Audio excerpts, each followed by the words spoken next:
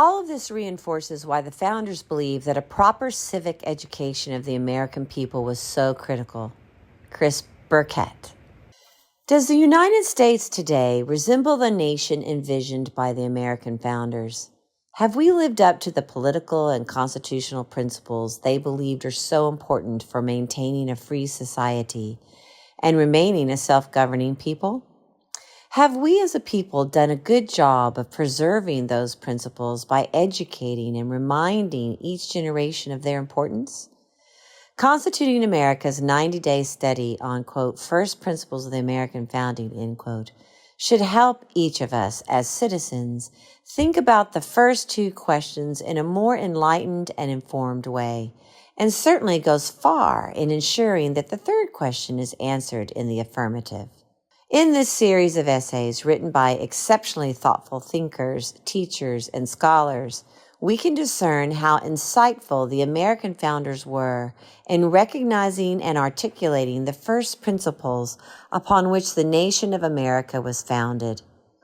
From the ideas identifying the basis of rights in nature rather than tradition, to constitutional principles that established a limited government, to foreign policy principles meant to promote justice with other nations, these essays allow us to glean in a more capacious way the overarching ideas that informed who we were meant to be as a people and a nation.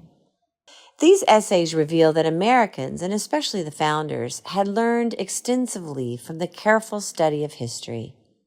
Born of English tradition, Americans gradually came to develop their own identity. One might even say, quote, mind, end quote, as Thomas Jefferson called it.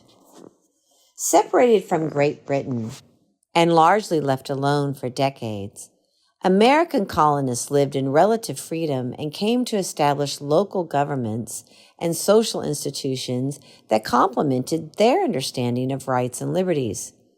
They frequently heard these ideas of individual liberty and limited government reinforced in their churches, newspapers, shops, and businesses.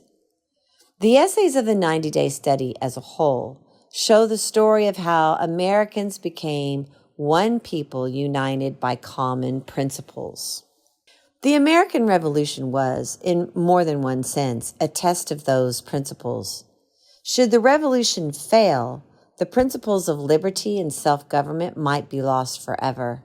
It was also a test in the sense that Americans found themselves in the position of having to accomplish a political separation and wage a war in accordance with the very principles they declared to be self-evidently true.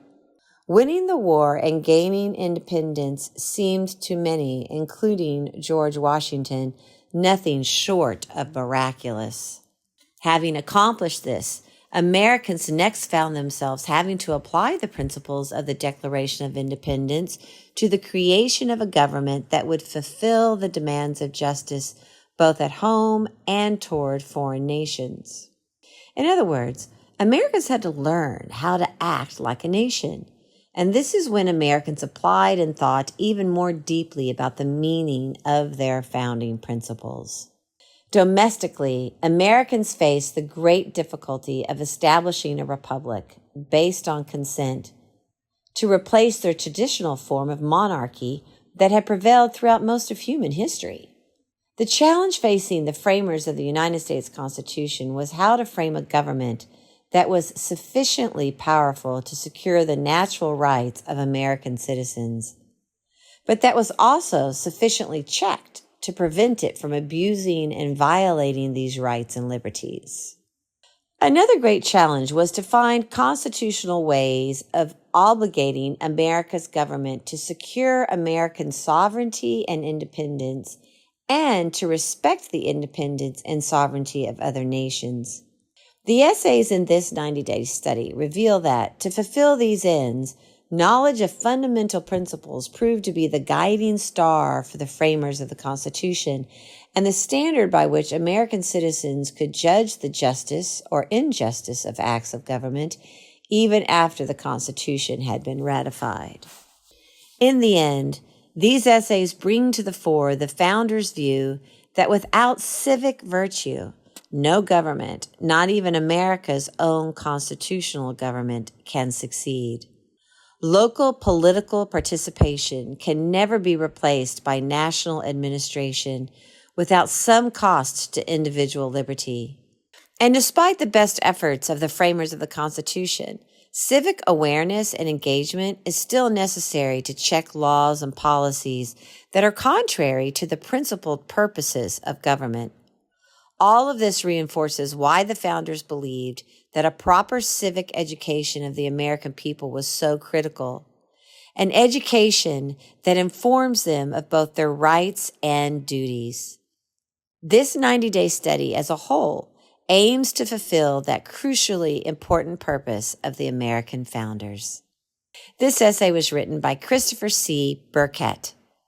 Christopher C. Burkett is Associate Professor of History and Political Science and Director of the Ashbrook Scholar Program at Ashland University. And we want to thank Chris C. Burkett because he is a wonderful champion for us at Constituting America and helps us design many of these studies. So our hats are off to you, Christopher C. Burkett. And to Amanda Hughes, who has done an excellent job with this study this year and every year.